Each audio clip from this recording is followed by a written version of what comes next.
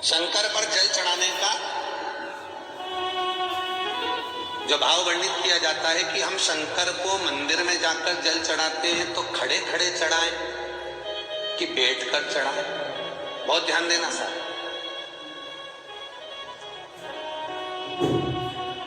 शंकर में मंदिर में जाकर हम भगवान शंकर को जल चढ़ाएं तो खड़े होकर चढ़ाएं कि बैठकर चढ़ाएं। अब दो तरह का शिवलिंग है मंदिरों में, दो तरह का शिवलिंग का निर्माण होता है, ठीक है। एक विष्णु शिवलिंग, एक शक्ति पार्वती शिवलिंग। दो तरह का शिवलिंग मंदिरों में होता है, दो तरह का शिवलिंग मंदिरों में होता है, समझ लेना बहुत अच्छी तरह से। एक शिवलिंग वो होता है जो जमीन पर डायरेक्ट जलाधारी रहती है, शिवलिंग रहता है, ऐसी जलाधारी पूरी की पूरी, और शिवलिंग जमीन पर रखा रहता है, भूमि पर रखा रहता है, डायरेक्ट जमीन पर। आप जल ले जाकर चढ़ाए, निकल गया रास्ते से। एक शिवलिंग जो जमीन पर डायरेक्ट शंकर भगवान की जलाधारी और शिवलिंग रखा रहता है, वो शक्ति शिवलिंग कहलाता है। सत्यम शिवम सुंदरम चैनल को सब्सक्राइब करें। माता पार्वती का हस्त कमल उस शिवलिंग के सम्मुख, और दूसरा शिवलिंग एक डमरू जैसा होता है। अब वो हम उसको कैसे वर्णन,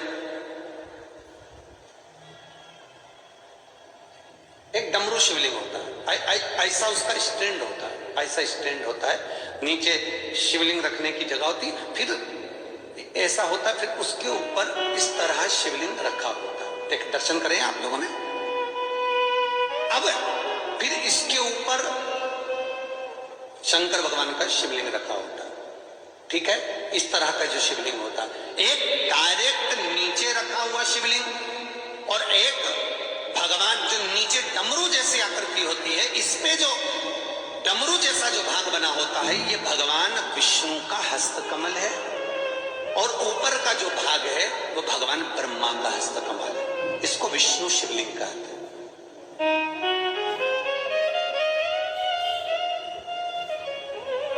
इसको हरीश्वर महादेव भी कहा जाता है। कौन सा महादेव कहते हैं? हरि सर्वेश्वर महादेव। हरीश्वर महादेव भी कहते हैं, हरि सर्वेश्वर भी कहते हैं।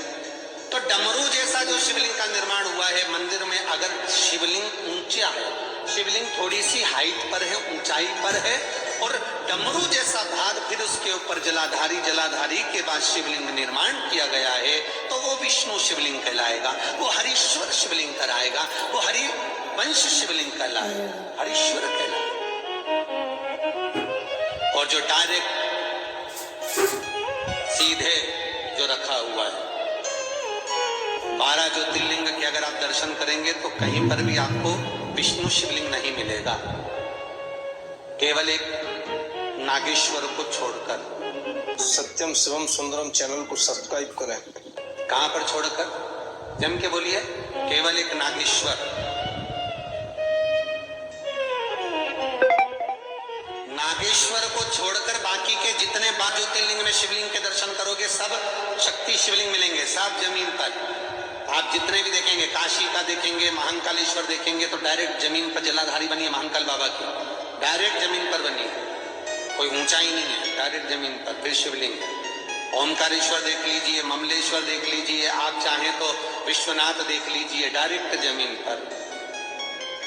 सोमनाथ देख लीजिए, डायरेक्ट जमीन पर। केदारेश्वर देख लीजिए, डायरेक्ट जमीन पर। भीमाशंकर, वैद्यनाथ, डायरेक्ट। आप वेदनाथ जी के लाइव प्रसारण कभी चालू कर देखना, डायरेक्ट जमीन पर, डायरेक्ट। तो जितने भी शिवलिंग हैं सारे के सारे शक्ति शिवलिंग हैं। जो डमरू के भाग पर रखा हुआ है वो हरीश्वर शिवलिंग, विष्णु के हस्त कमल पर जो रखा है, तो शास्त्र कहता है आप शक्ति शिवलिंग का जब जब अभिषेक करें, बहुत ध्यान रखना अपनी जिंदगी में इस प्रसंग को श्रावण के महीने में बहुत ध्यान रखना। आपके आसपास में भी मंदिर हो तो उस पर ध्यान रखना। जो शक्ति शिवलिंग हो उस पर जब भी जल चढ़ाना तो बैठकर चढ़ाना। बैठ कर चढ़े। शक्ति शिवलिंग पर जब भी जल चढ़े, भले शिवलिंग कितना भी ऊंचा हो, कितना भी ऊंचा हो, तो संगी से चढ़ा दो, पर जल बैठ कर चढ़ाए। भले शिवलिंग ऊपर है, पूरा तरह से हाथ नहीं पहुंचा, जैसे सोमनाथ जी में अब शिवलिंग कितना बड़ा है, महाकालेश्वर का शिवलिंग कितना बड़ा है, तो उसको तो बैठकर स्नान नहीं करा सकते। भले शिवलिंग कितना भी ऊंचा हो, पर अगर भूमि टच है, शिवलिंग अगर भूमि टच है, शक्ति शिवलिंग है, तो भले आधा शिवलिंग नहाए, आधे पर पानी जाए, पर बैठ कर ही स्नान कराया जाता है। और महाराज, यदि हरीश्वर शिवलिंग है, अर्थात भगवान विष्णु के हस्त कमल पर, ब्रह्मा के हस्त कमल पर यदि शिवलिंग है, तो वो शिवलिंग का जब भी स्नान कराएंगे, अभिषेक कराएंगे, पूजन कराएंगे, तो खड़े होकर ही करना है। और खड़े होने का भी तरीका होता है, दोनों चरण बराबर में रखकर कभी भी शंकर भगवान के शिवलिंग का स्नान नहीं कराया जाता। चरण बराबर रखकर, अगर हरीश्वर शिवलिंग है, किसी मंदिर में शंकर को जल चढ़ाने के लिए आप गए हो और शंकर को जल चढ़ा रहे हो, तो हरीश्वर अगर शिवलिंग है तो दोनों पांव बराबर रखकर नहीं, एक सीधा चरण थोड़ा सा आगे रखिए और उल्टा चरण थोड़ा सा पीछे रखकर भगवान शंकर का जलाभिषेक करने पर लक्ष्मी जैसे अपने चरण रहते हैं, भगवान शंकर उसी तरह से लक्ष्मी को दौड़ाते हुए अपने घर में प्रवेश करा। लक्ष्मी भागती हुई, अगर जो पुष्टि मार्ग से जुड़े होंगे, जो भगवान ठाकुर जी की सेवा करते हैं, पुष्टि मार्ग से जुड़े हों, श्रीमद वल्लभाचार्य जी से, वल्लभ कुल बालकों से जिनका ब्रह्म संबंध हुआ है, ऐसे अगर जीव है, वैष्णव जीव है, तो वो दर्शन करते होंगे ठाकुर जी, यमुना जी और महाप्रभु जी का। तो कैसा दर्शन करेंगे? श्रीनाथ जी का दर्शन करेंगे तो दोनों पांव श्री जी बाबा के, मेरे ठाकुर जी के बराबर पर है, नाथ द्वारा वाले श्री जी बाबा के, गोवर्धन नाथ जी के दोनों पांव चरण बराबर। श्रीमद वल्लभाचार्य जी का दर्शन करेंगे तो दोनों चरण बराबर के फोटो में मिलेंगे। पर यमुना जी का अगर आप दर्शन करेंगे, पटरानी यमुना जी का जब दर्शन करेंगे, तो यमुना जी का चित्र का दर्शन करेंगे, तो यमुना हमेशा एक पांव यमुना जी का आगे मिलता है। क्यों? जो वैष्णव ठाकुर का दर्शन करे, श्रीमद वल्लभाचार्य जी के अनुसार भगवत चर्चा करे, उसके यहाँ यमुना भक्ति निरंतर प्रवेश करती जाए, इसलिए भागता हुआ चरण।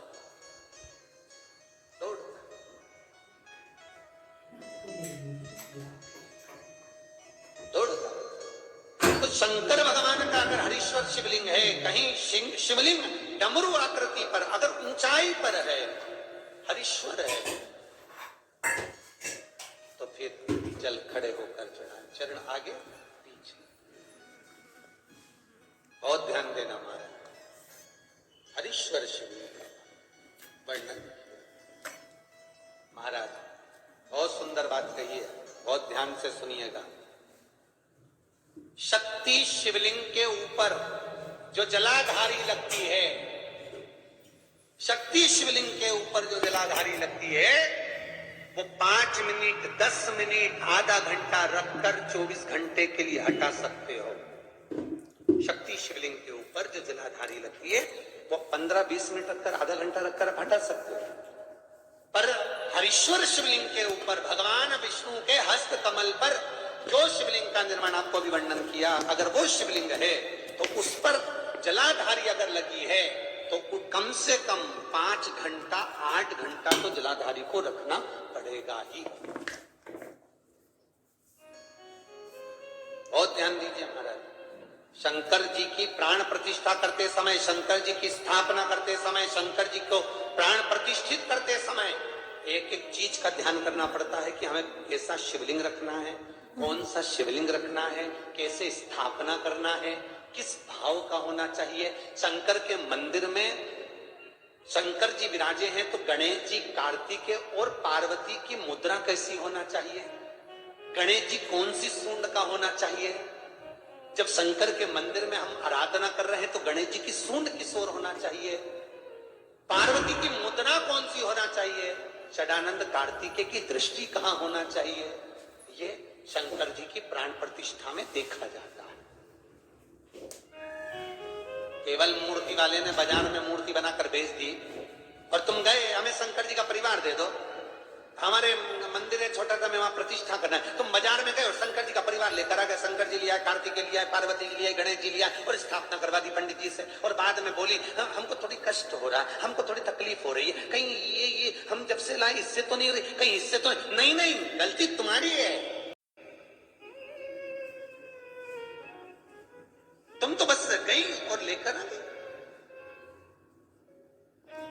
यहां तक शिव महापुराण की कथा कहती है कि तुम्हारे घर की मूर्ति जितनी पुरानी होती है उतना सुख देती है। आपको पहले भी कथा में कहा, दिया और मूर्त पुरानी होगी चलेगी।